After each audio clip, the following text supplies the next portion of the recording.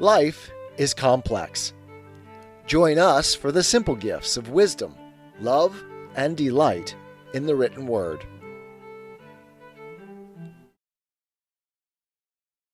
The Federalist Papers. Federalist number 41. General View of the Powers Conferred by the Constitution. By James Madison. Part 1. To the People of the State of New York. The Constitution proposed by the Convention may be considered under two general points of view. The first relates to the sum or quantity of power which it vests in the government, including the restraints imposed on the states. The second, to the particular structure of the government and the distribution of this power among its several branches. Under the first view of the subject, two important questions arise. 1. Whether any part of the powers transferred to the general government be unnecessary or improper. 2. Whether the entire mass of them be dangerous to the portion of jurisdiction left in the several states. Is the aggregate power of the general government greater than ought to have been vested in it? This is the first question. It cannot have escaped those who have attended with candor to the arguments employed against the extensive powers of the government, that the authors of them have very little considered how far these powers were necessary means of attaining a necessary end. They have chosen rather to dwell on the inconveniences which must be unavoidably blended with all political advantages, and on the possible abuses which must be incident to every power or trust of which a beneficial use can be made. This method of handling the subject cannot impose on the good sense of the people of America. It may display the subtlety of the writer. It may open a boundless field for rhetoric and declamation. It may inflame the passions of the unthinking, and may confirm the prejudices of the misthinking. But cool and candid people will at once reflect that the purest of human blessings must have a portion of alloy in them, that the choice must always be made, if not of the lesser evil, at least of the greater, not the perfect good, and that in every political institution a power to advance the public happiness involves a discretion which may be misapplied and abused. They will see, therefore, that in all cases where power is to be conferred, the point first to be decided is whether such a power be necessary to the public good, as the next will be, in case of an affirmative decision, to guard as effectually as possible against a perversion of the power to the public detriment. That we may form a correct judgment on this subject, it will be proper to review the several powers conferred on the government of the Union, and that this may be the more conveniently done, they may be reduced into different classes as they relate to the following different objects. 1. Security against foreign danger. 2. Regulation of the intercourse with foreign nations. 3. Maintenance of harmony and proper intercourse among the states. 4. Certain miscellaneous objects of general utility. 5. Restraint of the states from certain injurious acts. 6. Provisions for giving due efficacy to all these powers. The powers falling within the first class are those of declaring war and granting letters of marque, of providing armies and fleets, of regulating and calling forth the militia, of levying and borrowing money. Security against foreign danger is one of the primitive objects of civil society. It is an avowed and essential object of the American Union. The powers requisite for attaining it must be effectually confided to the federal councils. Is the power of declaring war necessary? No man will answer this question in the negative. It would be superfluous, therefore, to enter into a proof of the affirmative. The existing Confederation establishes this power in the most ample form. Is the power of raising armies and equipping fleets necessary? This is involved in the foregoing power. It is involved in the power of self-defense. But was it necessary to give an indefinite power of raising troops, as well as providing fleets, and of maintaining both in peace as well as in war? The answer to these questions has been too far anticipated in another place to admit an extensive discussion of them in this place?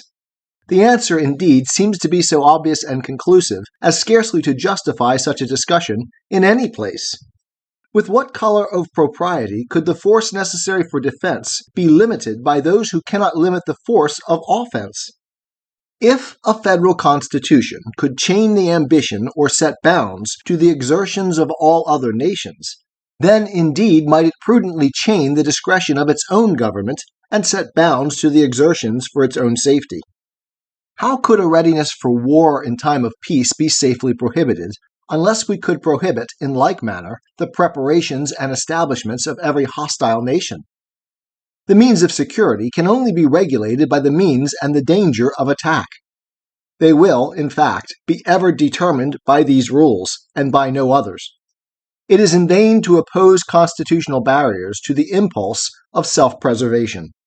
It is worse than in vain, because it plants in the Constitution itself necessary usurpations of power, every precedent of which is a germ of unnecessary and multiplied repetitions. If one nation maintains constantly a disciplined army, ready for the service of ambition or revenge, it obliges the most pacific nations who may be within the reach of its enterprises to take corresponding precautions. The 15th century was the unhappy epoch of military establishments in the time of peace. They were introduced by Charles VII of France. All Europe has followed, or been forced into, the example. Had the example not been followed by other nations, all Europe must long ago have worn the chains of a universal monarch. Were every nation except France now to disband its peace establishments, the same event might follow. The veteran legions of Rome were an overmatch for the undisciplined valor of all other nations and rendered her the mistress of the world. Not the less true is it that the liberties of Rome proved the final victim to her military triumphs, and that the liberties of Europe, as far as they ever existed, have, with few exceptions, been the price of her military establishments. A standing force, therefore, is a dangerous, at the same time that it may be a necessary provision. On the smallest scale, it has its inconveniences. On an extensive scale, its consequences may be fatal. On any scale, it is an object of laudable circumspection and precaution. A wise nation will combine all these considerations, and, whilst it does not rashly preclude itself from any resource which may become essential to its safety, will exert all its prudence in diminishing both the necessity and the danger of resorting to one which may be inauspicious to its liberties. The clearest marks of this prudence are stamped on the proposed Constitution. The Union itself, which it cements and secures, destroys every pretext for a military establishment which could be dangerous. America united, with a handful of troops, or without a single soldier, exhibits a far more forbidding posture to foreign ambition than America disunited, with 100,000 veterans ready for combat. It was remarked, on a former occasion, that the want of this pretext had saved the liberties of one nation in Europe. Being rendered by her insular situation and her maritime resources impregnable to the armies of her neighbors, the rulers of Great Britain have never been able, by real or artificial dangers, to cheat the public into an extensive peace establishment. The distance of the United States from the powerful nations of the world gives them the same happy security. A dangerous establishment can never be necessary or plausible, so long as they continue a united people. But let it never, for a moment, be forgotten that they are indebted for this advantage to the Union alone. The moment of its dissolution will be the date of a new order of things. The fears of the weaker, or the ambition of the stronger states, or confederacies, will set the same example in the new as Charles VII did in the Old World. The example will be followed here from the same motives which produced universal imitation there. Instead of deriving from our situation the precious advantage which Great Britain has derived from hers, the face of America will be but a copy of that of the continent of Europe. It will present liberty everywhere crushed between standing armies and perpetual taxes. The fortunes of disunited America will be even more disastrous than those of Europe. The sources of evil in the latter are confined to her own limits. No superior powers of another quarter of the globe intrigue among her rival nations, inflame their mutual animosities, and render them the instruments of foreign ambition, jealousy, and revenge. In America, the miseries springing from her internal jealousies, contentions, and wars would form a part only of her lot. A plentiful addition of evils would have their source in that relation in which Europe stands to this quarter of the earth, and which no other quarter of the earth bears to Europe. This picture of the consequences of disunion cannot be too highly colored, or too often exhibited. Every man who loves peace, every man who loves his country, every man who loves liberty, ought to have it ever before his eyes, that he may cherish in his heart a due attachment to the Union of America, and be able to set a due value on the means of preserving it. Next to the effectual establishment of the Union, the best possible precaution against danger from standing armies is a limitation of the term for which revenue may be appropriated to their support. This precaution the Constitution has prudently added. I will not repeat here the observations which I flatter myself have placed this subject in a just and satisfactory light. But it may not be improper to take notice of an argument against this part of the Constitution, which has been drawn from the policy and practice of Great Britain. It is said that the continuance of an army in that kingdom requires an annual vote of the legislature, whereas the American Constitution has lengthened this critical period to 2 years. This is the form in which the comparison is usually stated to the public. But is it a just form? Is it a fair comparison? Does the British Constitution restrain the parliamentary discretion to 1 year? Does the American impose on the Congress appropriations for 2 years? On the contrary, it cannot be unknown to the authors of the fallacy themselves that the British Constitution fixes no limit whatever to the discretion of the legislature, and that the American ties down the legislature to 2 years as the longest admissible term. Had the argument from the British example been truly stated, it would have stood thus. The term for which supplies may be appropriated to the army establishment, though unlimited by the British Constitution, has nevertheless in practice been limited by parliamentary discretion to a single year. Now, if in Great Britain, where the House of Commons is elected for 7 years, where so great a proportion of the members are elected by so small a proportion of the people, where the electors are so corrupted by the representatives, and the representatives so corrupted by the Crown, the representative body can possess a power to make appropriations to the army for an indefinite term, without desiring, or without daring, to extend the term beyond a single year. Ought not suspicion herself to blush in pretending that the representatives of the United States, elected freely by the whole body of the people every 2nd year, cannot be safely entrusted with the discretion over such appropriations, expressly limited to the short period of 2 years? A bad cause seldom fails to betray itself. Of this truth, the management of the opposition to the federal government is an unvaried exemplification. The Federalist Papers. Federalist number 41. General View of the Powers Conferred by the Constitution. By James Madison. Part 2. But among all the blunders which have been committed, none is more striking than the attempt to enlist on that side the prudent jealousy entertained by the people of standing armies. The attempt has awakened fully the public attention to that important subject, and has led to investigations which must terminate in a thorough and universal conviction, not only that the Constitution has provided the most effectual guards against danger from that quarter, but that nothing short of a Constitution fully adequate to the national defense and the preservation of the Union can save America from as many standing armies as it may be split into states or confederacies, and from such a progressive augmentation of these establishments in each as will render them as burdensome to the properties and ominous to the liberties of the people as any establishment that can become necessary under a united and efficient government must be tolerable to the former and safe to the latter. The palpable necessity of the power to provide and maintain a navy has protected that part of the Constitution against a spirit of censure, which has spared few other parts. It must indeed be numbered among the greatest blessings of America that as her Union will be the only source of her maritime strength, so this will be a principal source of her security against danger from abroad. In this respect, our situation bears another likeness to the insular advantage of Great Britain. The batteries most capable of repelling foreign enterprises on our safety are happily such as can never be turned by a perfidious government against our liberties.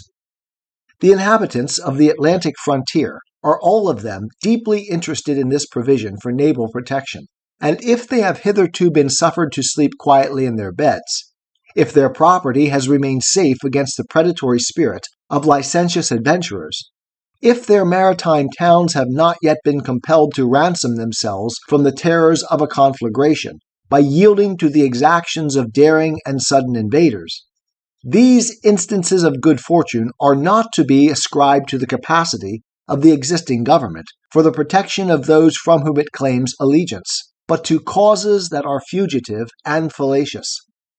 If we except, perhaps, Virginia and Maryland, which are peculiarly vulnerable on their eastern frontiers, no part of the Union ought to feel more anxiety on this subject than New York.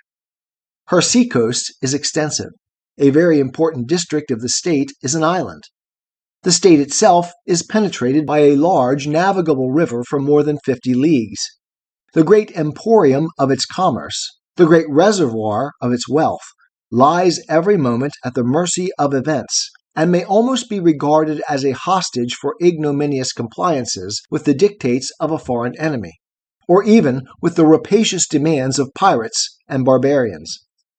Should a war be the result of the precarious situation of European affairs, and all the unruly passions attending it be let loose on the ocean, our escape from insults and depredations, not only on that element, but every part of the other bordering on it, will be truly miraculous.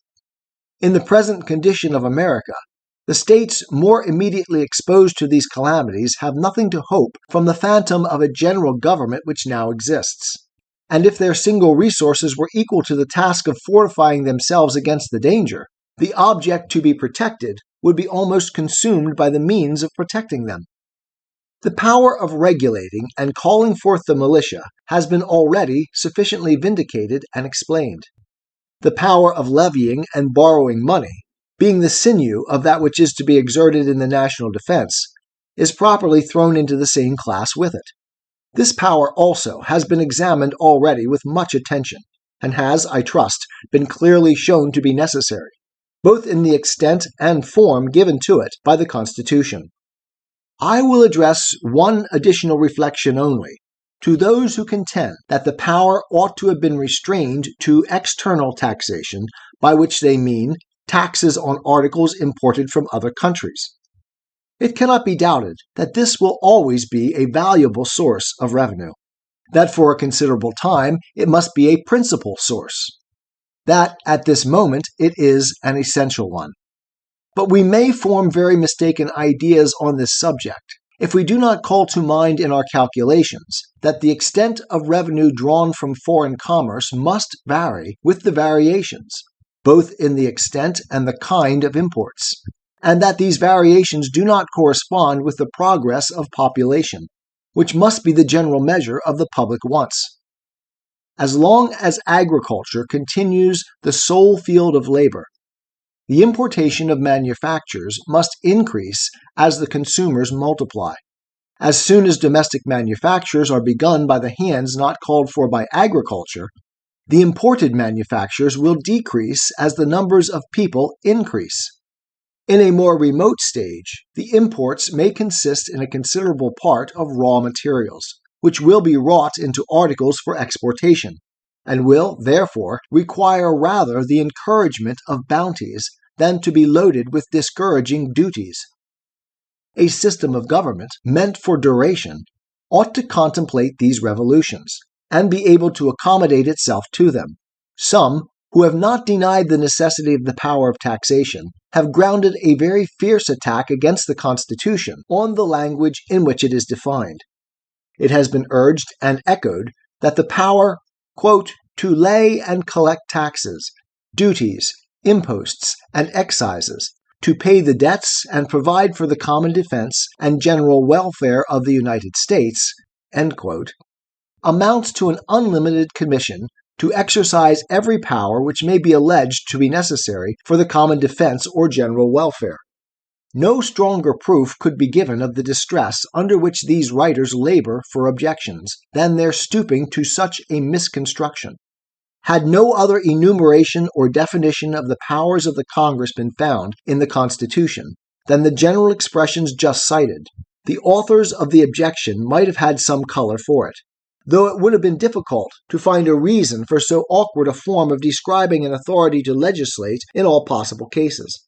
A power to destroy the freedom of the press, the trial by jury, or even to regulate the course of descents, or the forms of conveyances, must be very singularly expressed by the terms, quote, to raise money for the general welfare, end quote. But what color can the objection have when a specification of the objects alluded to by these general terms immediately follows, and is not even separated by a longer pause than a semicolon, if the different parts of the same instrument ought to be so expounded as to give meaning to every part which will bear it? Shall one part of the same sentence be excluded altogether from a share in the meaning? And shall the more doubtful and indefinite terms be retained in their full extent, and the clear and precise expressions be denied any signification whatsoever? For what purpose could the enumeration of particular powers be inserted, if these and all others were meant to be included in the preceding general power? Nothing is more natural nor common than first to use a general phrase, and then to explain and qualify it by a recital of particulars. But the idea of an enumeration of particulars which neither explain nor qualify the general meaning, and can have no other effect than to confound and mislead, is an absurdity which, as we are reduced to the dilemma of charging either on the authors of the objection or on the authors of the Constitution, we must take the liberty of supposing had not its origin with the latter. The objection here is the more extraordinary as it appears that the language used by the Convention is a copy from the Articles of Confederation. The objects of the Union among the states, as described in Article 3rd, are, quote, their common defense, security of their liberties, and mutual and general welfare, end quote. The terms of Article 8th are still more identical. Quote, all charges of war and all other expenses that shall be incurred for the common defense or general welfare, and allowed by the United States in Congress, shall be defrayed out of the common treasury, end quote, etc. A similar language again occurs in Article 9th. Construe either of these articles by the rules which would justify the construction put on the new Constitution, and they vest the existing Congress a power to legislate in all cases whatsoever. But what would have been thought of that assembly, if, attaching themselves to these general expressions, and disregarding the specifications which ascertain and limit their import, they had exercised an unlimited power of providing for the common defense and general welfare? I appeal to the objectors themselves, whether they would in that case have employed the same reasoning in justification of Congress as they now make use of against the Convention. How difficult it is for error to escape its own condemnation. Publius. 'Tis the gift to be simple. 'Tis the gift to be free. 'Tis the gift to come down where we ought to be. And when we find ourselves in the place just right, 'twill be in the valley of love and delight. When true simplicity is gained, to bow and to bend, we will not be ashamed. To turn will be our delight, till by turning, we come round right.